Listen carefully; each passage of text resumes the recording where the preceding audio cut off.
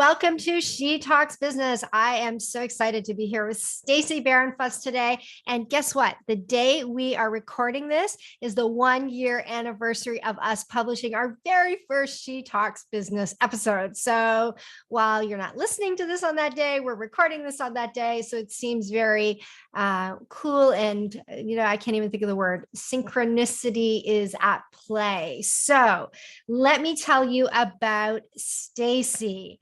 After building a 7-figure business at the age of 19, she's not an overachiever much, where she helped her clients find their external home in real estate. Stacy Bahrenfuss now guides women leaders to their internal home. Known as the Truth Teacher and a visionary intuitive, Stacy is the founder of the Truth Teachers and works privately, consulting 7- and 8-figure women leaders and their teams, leading them to activate all of their power and accelerate their success personally and professionally. Stacy and her Truth Teachers are on a mission to revolutionize the entire self-help industry, which I love, by eliminating gurus, which I hate, and empowering people with the tools and frameworks they need to transform their own lives. Stacy is a 2020 winner of the Gold Stevie Award in Consumer Service with 10 or less employees. Stacy, so good to have you here. Lisa, I'm so happy to be here. And I too agree. It's very serendipitous that we're having this call, this recording on your anniversary of your 1 year. Yes, absolutely. And my little munchkin is chewing a bone. Hang on one sec.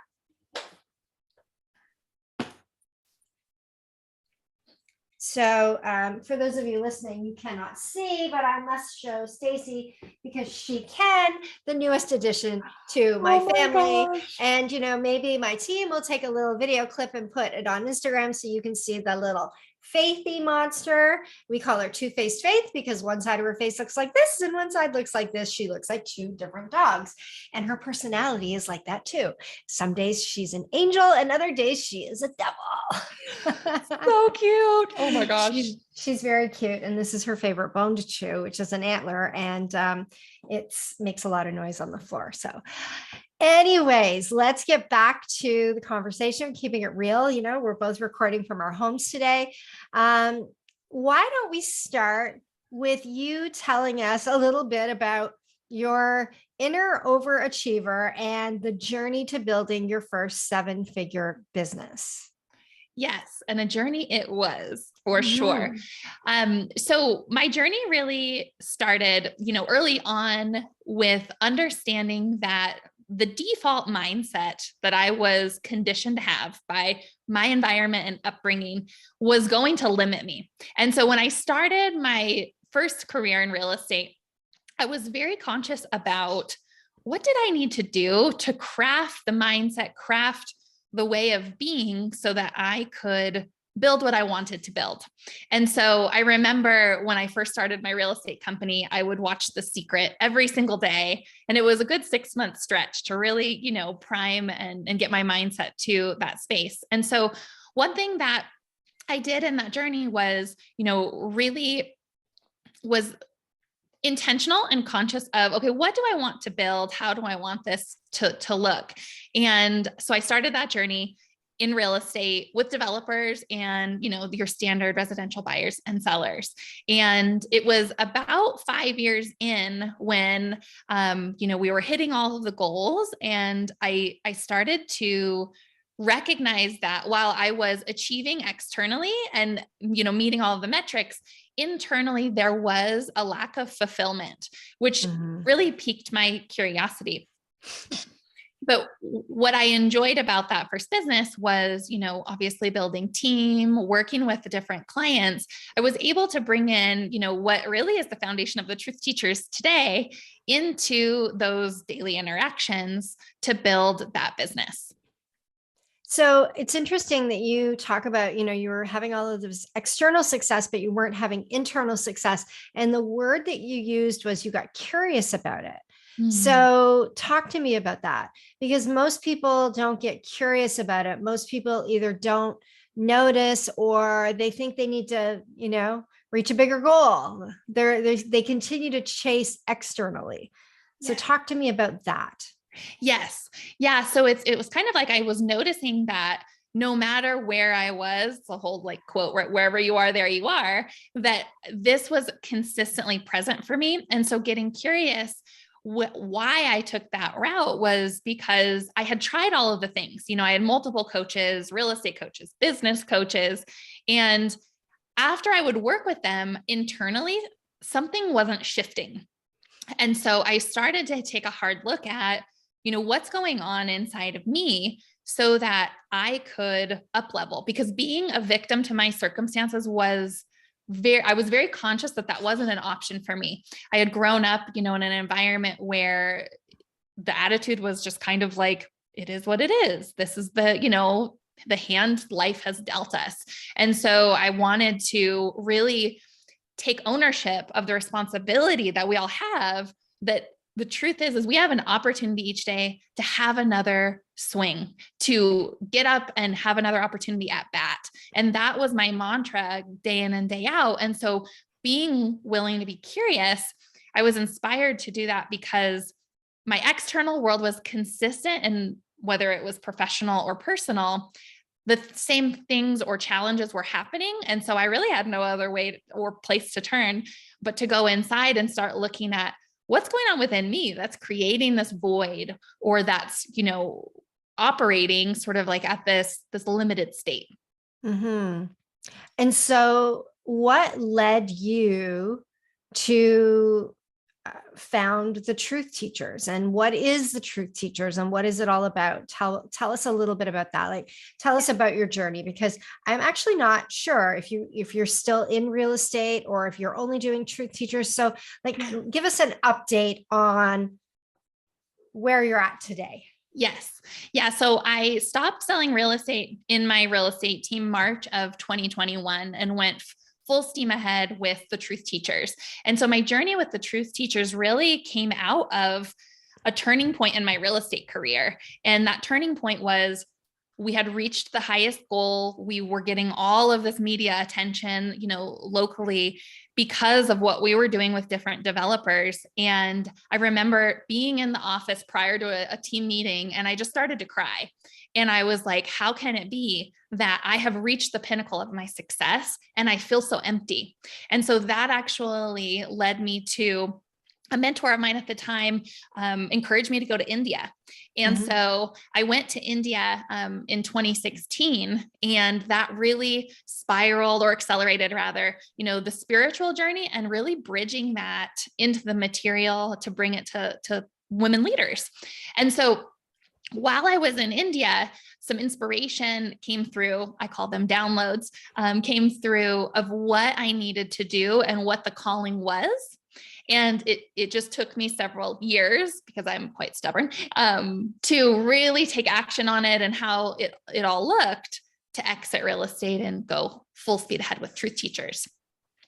And so Truth Teachers is, really on this mission to empower people to make true change. And it starts with seeing the root of what's going on, because most self-help, tools, different, gurus, if you will, it's very surface level.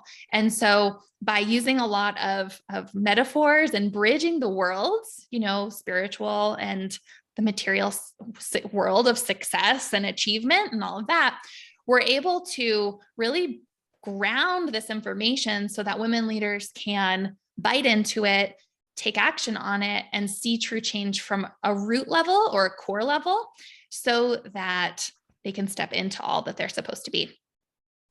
Interesting. So, I'm working on an upcoming episode of She Talks Business called $1 Million Mistakes.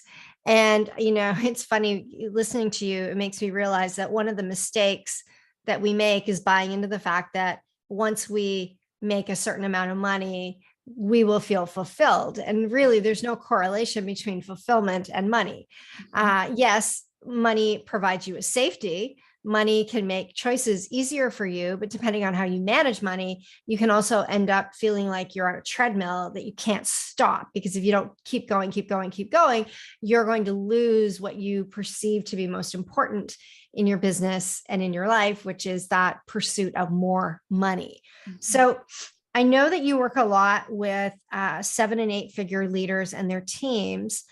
What are some of the triggers or the ahas or the epiphanies that those women have? Because I got to tell you, I have a pretty damn good life.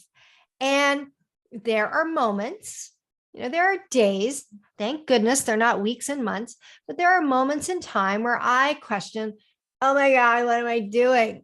Because you'll have one of those days where you're just like, I'm working so hard and I feel really disconnected from what's going on in my business right now. So I'm really curious from your perspective as to what some of those things are like and how you help women. Yes. Yeah. Yeah. And it's so common what you describe. It's really fascinating how common it is. I think that's been one of the biggest surprises about, starting this work and working with these top performers, because 7 and 8 figure women are 1 to 2% of the business population. Yeah. And so it's fascinating to me how common this is. But, the biggest thing that I see is how doubt and emotions at a core level and the distortions of these emotions, meaning the meanings that we give to them. And truly though, the inattention to the emotions, because it's running on default, right? The lack of awareness that there is another way to operate is probably the, more profound discovery that these women have. Mm-hmm. But beyond that, doubt is really, there's an element plaguing all of us that is, we are addicted to something being wrong. We are addicted to not being fulfilled. And we're addicted to having success, having a great day. But then as we take that final deep breath at the end of the day, focusing on all that we didn't achieve that day, focusing on what didn't work.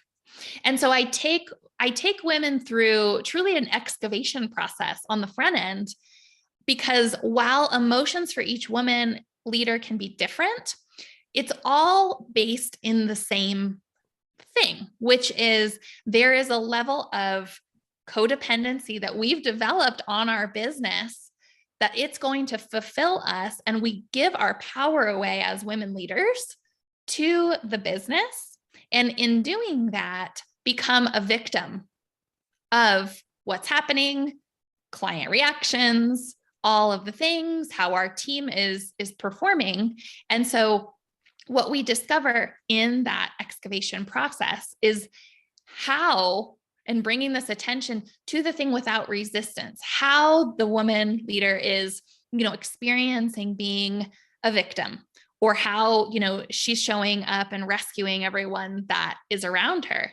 And allowing, the biggest thing though, is allowing external circumstances to define who we are. We want to be liked. Mm-hmm. That's a huge driver. It's so fascinating as a women leader that's operating at such a high level, how much we care still to be liked, to be approved of, and our decisions sometimes can be made in the business from that sense of self that is incomplete or unfulfilled, which can be dangerous. I think what's really interesting for me is what you said about lack of attention to the emotion we're experiencing. It's like everybody says, oh, you get to choose, how you feel. You get to choose your reaction to emotions and, all that stuff. And yet it's not so easy in the moment. But yet I remember when I first met you and we were at a hotel, we were at the trust meeting in Miami, and a colleague of ours was walking down the hallway and she didn't have a mask on. And this was, at the beginning of COVID. And this little hotel employee kind of stopped her and said, we have a mask rule here, and handed her the mask. And she kind of huffed and puffed and was annoyed that she had been stopped and told to put on a mask. And you were like, why didn't you just say, thank you, I'm not going to put the mask on right now, but I appreciate you upholding the rules. And I was like fascinated by your laser clarity in that moment on how to respond to a situation that was triggering and annoying for someone else, and how to turn it around in such a graceful way. to me, that really personifies what you mean by attention to our emotions, attention to our triggers and our responses, and actually how we do respond to other people. Yes. Yeah, that's such a good memory and fond memory with you. That was a great lunch. But what that brings up in my mind is really the way that we've been conditioned is that our triggers are someone else's problem. Mm-hmm. And that couldn't be further from the truth. And the moment that we decide to start looking at our triggers as the biggest gift, that activates our personal development journey at such a different level, at a vibrational level that taps into really the superpowers that are available to us from like a universal law perspective, right? We won't get into that today, but the point is looking at the triggers as information, as it revealing to you your next level of work based on the emotion that's triggered in that moment, instead of blaming the person for making you mad or being obnoxious. That is when the game changes, because what you're actually doing is taking responsibility at a whole new level and taking your power back. Right. Because there's a huge power leak that we have when we see our triggers as happening to us versus someone is triggering me, one, because there's a hurt or unsettled emotion there. And what am I going to do about it to make myself whole versus it's their problem? Right. And I think often it's the expression of the trigger. So in that particular case, I wasn't the person, but that we're talking about, but I could completely relate to the reaction. And it was really interesting for me and for the conversation we had at lunch around how potentially empowering it would have been for that young hotel woman to have another woman say, thank you. I appreciate that you're doing your job. I'm going to take this, but I'm not going to put it on right now, and just keep walking instead of, kind of being, huffing and puffing. And I think that it's, I think sometimes we react to people telling us what we have to do. And there's a little girl inside of us that thinks that we still have to listen to what other people say. And so there's also a teenager inside of us that wants to be rebellious. It's like we're trying to get to the wise woman who can say, thank you, but no, thank you. Yes, that's such a beautiful way to put it, because that is actually what's happening. And the moment that we choose to just take pause and allow the little girl to have the tantrum and the teenager to rebel, you allow yourself to connect to the truth of who you are, which is the wise woman that's purpose on this planet is to uplift others to a new standard of excellence. That's really what you're saying, right? If our colleague had spoken to that hotel employee a little bit differently, that is the ripple effect that we all have the opportunity to make when we start to look at things from a consciousness perspective versus this small micro moment in our busy lives. Mm-hmm.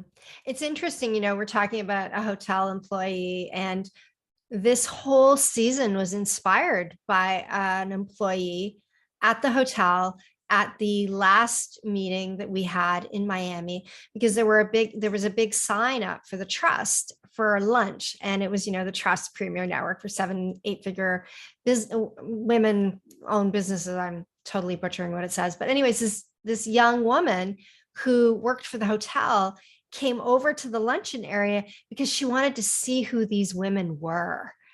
And so it's just so interesting how we're not conscious of the impact that we're having on other women around us all the time by the way we choose to respond to things. Fascinating. Yes. It's fascinating. Yes. And it's such an opportunity. So I'm a very reactionary person, and I am a very fast acting, reacting person. So I'm curious, I would assume that a lot of women that are running 7-8 figure businesses are that way because they have a sense of urgency around responsiveness and getting things done, or they wouldn't have been able to build the businesses that they built. But when you react fast like that, you often don't respond as your highest self, you respond as your reactionary self. How do you help people take the pause? How do you help them consciously choose to slow down a little bit so they can actually respond the way they want? Yes. So I like to use metaphors a lot because metaphors allow us to take something that's unknown to our conscious mind. And so the idea with metaphors in this work that I do is revealing what's in the subconscious and bringing it into the conscious. And so I first want to use a metaphor, and the metaphor is titration, and it's used in massage. And titration is where the masseuse really slows down 2 different pressure points to release the knot in the neck that might be present so that it can release and she continue with the massage. Similarly, when we take that approach from our inner state, that's where the magic can happen. And what that looks like is when you are moving throughout your day, when you are back to back to back in all of your calls and responsibilities, check in with yourself. Where am I coming from internally? When you're making a decision and you ask that very simple, basic, and powerful question, it slows down the subconscious, which is the source of our reactions. Our subconscious are taking us for a ride day in and day out. So when we ask the question, where am I coming from internally when I'm making this decision? Am I coming from, am I trying to avoid something? Am I trying to speed this up to get closer to something else? You can then bring yourself back to, okay, I'm doing this to get something, which is ingraining and reaffirming in my subconscious that I'm missing something. I'm not complete. So the goal is to come from a neutral internal space so that you're not being run by your reactions. You are in power and deciding. And so it's a simple question, but similar to the metaphor that I use in massage, it's simply slowing down enough to ask that question, which pays in dividends because you don't have as many disasters to clean up because you're moving too fast. But you're also activating a new level of consciousness, which is bringing everyone along for that ride. When you are choosing to say, where am I coming from? That starts to translate in everyone that you work with, where they're just being a little more conscious. And so it starts that ripple effect very powerfully. Mm-hmm. Yeah, it sounds wonderful in theory. Yeah. In practice, I'm sure it is a little bit harder, but I can see, for me, sometimes I have to like stick notes or post-it notes on my computer to remind me of things. I'm reading multipliers right now. So I have a post-it note on my, a little note written on my desk that says, wait 24 hours to respond to emails. If the team is copied, like give your team a chance to respond so you're not taking over. So it's like, sometimes we need those little cues to remind us. Yes. Yeah. And really it starts with that sticky note. But where it goes, just to go one step further, is ask yourself, where am I coming from internally right now? And pause enough. And it's 10 to 30 seconds, right? It's very quick when you ask this question. Identify where you're coming from and notice, is it an empowering emotion or state, or is it disempowering? And start to notice, because there's an element of energy and power. Energy, I mean physical energy, right? Our mental and physical energy that is being inappropriately used. It's leaking because you're not willing. I'm not saying you, we are not willing to stop for a moment and ask a higher level question to connect to our highest self. Yeah, for sure. So you talk about something called the revenue lost in your resistance. Yes. Yes. And, I'm fascinated by that expression because, I feel like I always ask people, how long did it take you to get to 7 figures? And the answers always surprise me because I think I was a slow bloomer, but in actuality, a lot of people took them around the same period of time. But of course, when you're looking at everybody else's accomplishments, you think it's taking you longer. So talk to me a little bit about what that means. Yes. So just like triggers, resistance is a gold mine for women leaders. And what I mean by that is being curious about where in your life, even personally, because if it's happening personally, it's showing up in some level in your business, but asking and getting curious on, where am I resisting? in what conversations do I find myself going into resistance? And when I talk about resistance, what I mean by that is there is a disempowering thought or emotion. There's probably some sort of judgment of someone else that leads you to resistance or almost a feeling of disconnection from them, the situation, the business. Can you give me an example? Yes. And what common one you see with people? Yes. So let me think here. So a good example is if I am dealing with my team and I recently delegated a project over, just to kind of tie this into your sticky note of waiting 24 hours to respond. And I'm actually going to switch here. I'd like to use your sticky note example. Okay. So you have a pattern. It sounds like that you respond. It's called the speed of Lisa. Okay, perfect. You even have a term for it. Fabulous. Yeah, we have a name. So I'm embarrassed to tell you that, but yes, we have a name. Yes, It's called yes. You're going to work here. You better work at the speed of Lisa. So would you mind if I ask you a question about that? Because I think that's a great example. Sure. Okay, perfect. So what did you feel when you first wrote the sticky note and you first held yourself almost back from the speed of Lisa? Did anything come up for you?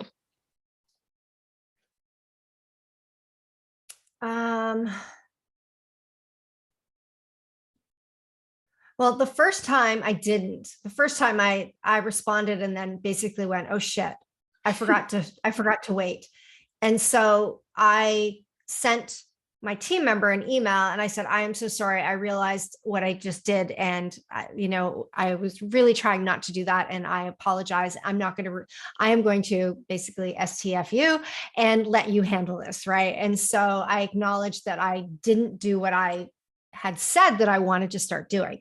Okay. The second time I received, it was actually on the weekend. So I wasn't on my computer. So no sticky note. Oh. And I saw a bunch of emails come in from a client of mine, and I knew that there was a problem and not an emergency, but something had gone wrong. And I'm sitting on the couch thinking, okay, I'm not going to respond. I'm not even going to open this right now, because if I open this right now and I read this right now, I'm going to get triggered. I'm going to be upset that we did something wrong. So I'm just going to wait. And then I saw an email come in on the weekend from one of my team members. And they were like, "I want to acknowledge this email." And I didn't even open and read all what they said.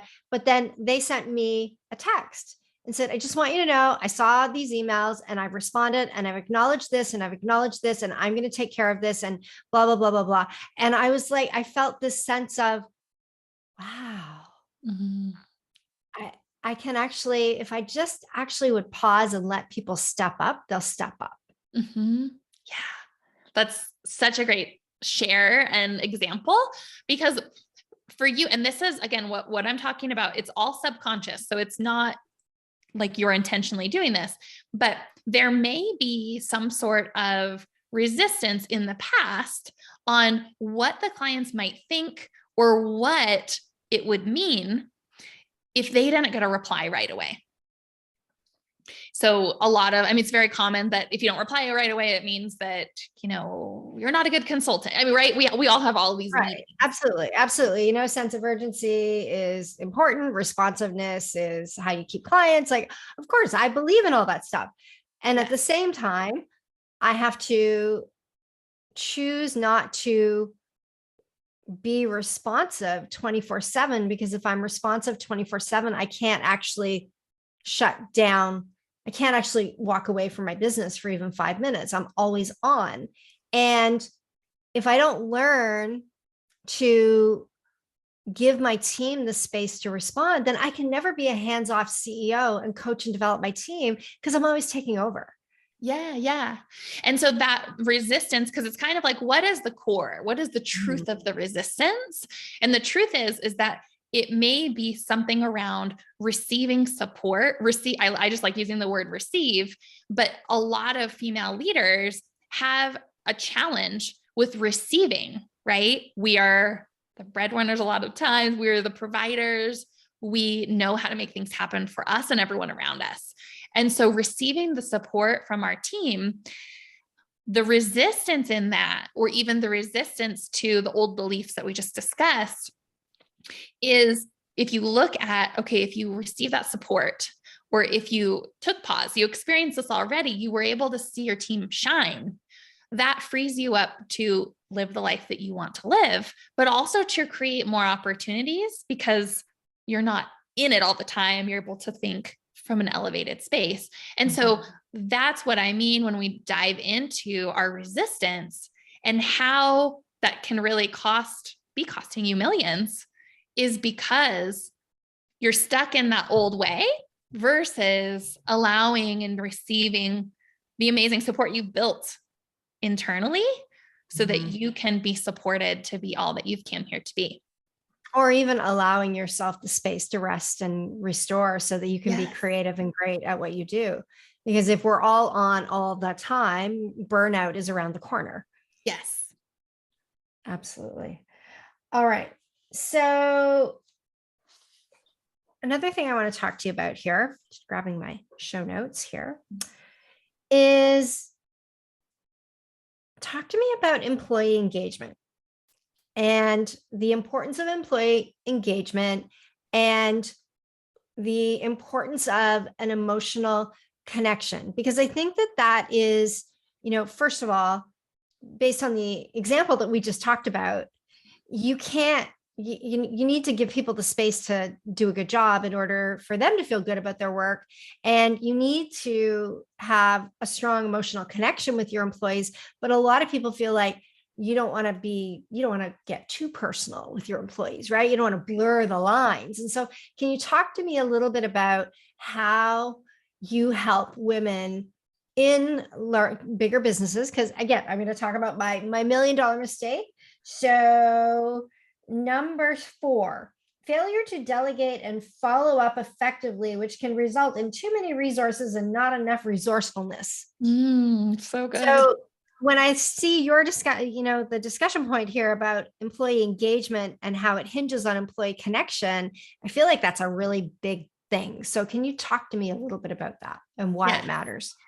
Yeah. And this actually connects back to the point that I made earlier about being aware of your internal state and where you're coming from. Because if you're not, what that tells us is that you're disconnected at some level from you. Emotionally, that's what I'm talking about, right? So you can only call so much forth from your team as far as getting them connected and engaged if you, from an emotional standpoint, aren't connected. So that's why that question. So I just want to bring that back as a preface to how to really tap into the level of engagement once you can have that emotional connection with employees and with team.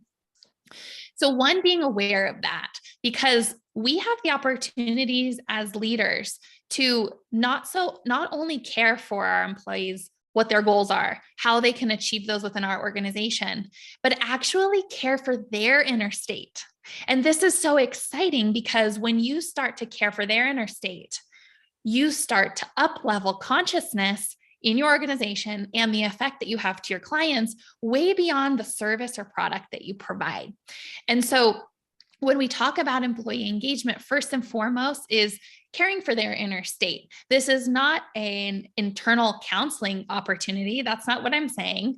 But what I'm saying is helping, just like you're now asking this question of you, actually have them ask that same question. Because if they're, let's just say, in resistance, in some way, there was a trigger that they experienced with the client, it behooves them to take 5 minutes and get themselves to a neutral space before responding so that it is constructive and empowering for them.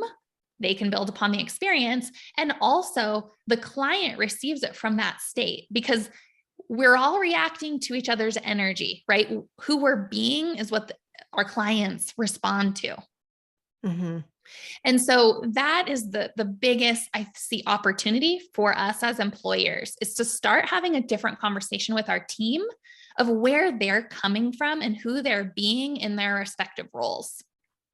So I'm hearing from a lot of my clients, and I'm seeing this on my own team as well, that a lot of employees today feel stressed and they feel a certain level of anxiety from managing the volume of work that they have.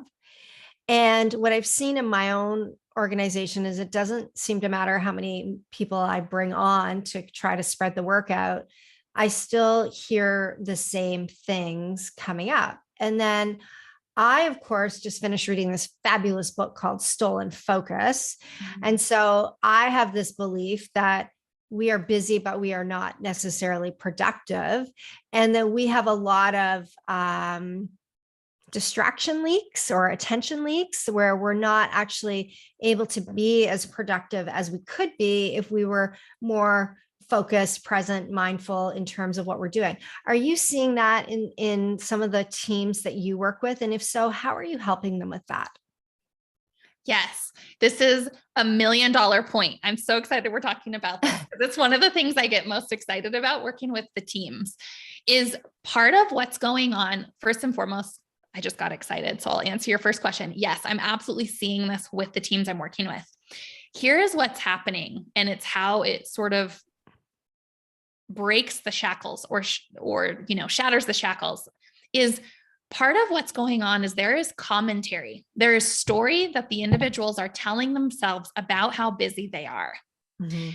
They are not looking at the facts. The fact is there's 10 things, let's say, that's on the list or more today or this hour.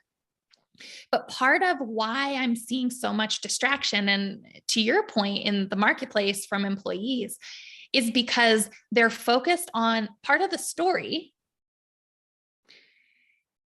is stealing their focus. So that alone is distracting them from what the task or fact is. So the repeating story of I'm so busy, I'm so busy, I'm so busy is actually contributing to the anxiety, is contributing to the distraction, which is, reinforcing the anxiousness that people feel and the stress that they feel about being able to get things done. Yeah, exactly. So I have to change the story. Yes. Yeah. And so the way to change the story is look at the facts and address the facts head on and watch the story, because the story is going to play out until you give awareness to it. Think of awareness as shining the light on the thief in the night.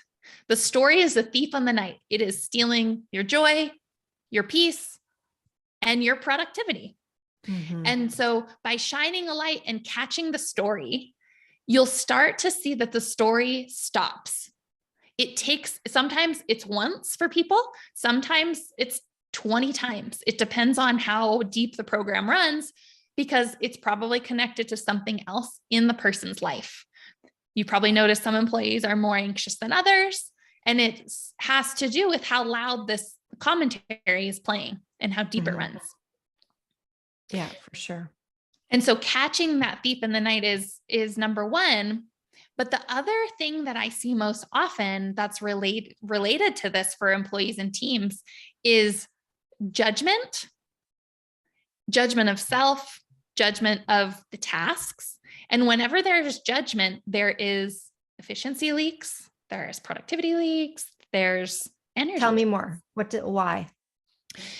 The reason is because the mind is engaged to judge, to defend.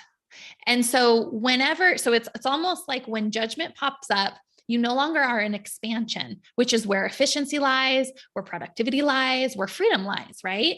And so when we are engaging in the emotion of judgment, or sometimes it's not, that's not an emotion, it's like a way of being, judging first, it's truly a defense mechanism, but you're in contraction. And so you're not able to be fully self-expressed. You're not able to be fully creative or tap into, the really superpower that you have to be creative and come up with inspiring ways to achieve different results, because you're more in contraction and more about how do I stay safe versus expand and realize my full potential. Mm-hmm. So I have 2 more questions for you before we wrap up.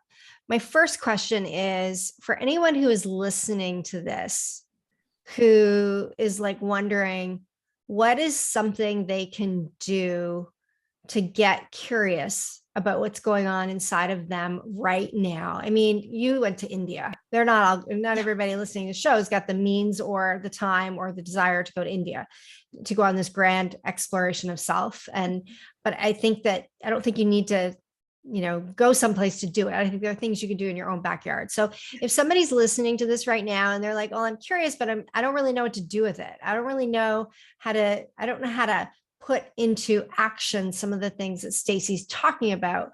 What are a few practices that you would recommend? Yes. So the first practice is asking yourself randomly, or when something happens throughout the day, where am I coming from internally? What is my current internal state? And then write it down. Put it in your notes, in your phone. You're going to start seeing patterns. And the way that you undo programs and conditioning is by starting somewhere, by asking questions. And these can be questions that, although they seem very simple, they start unearthing things that you could not have predicted.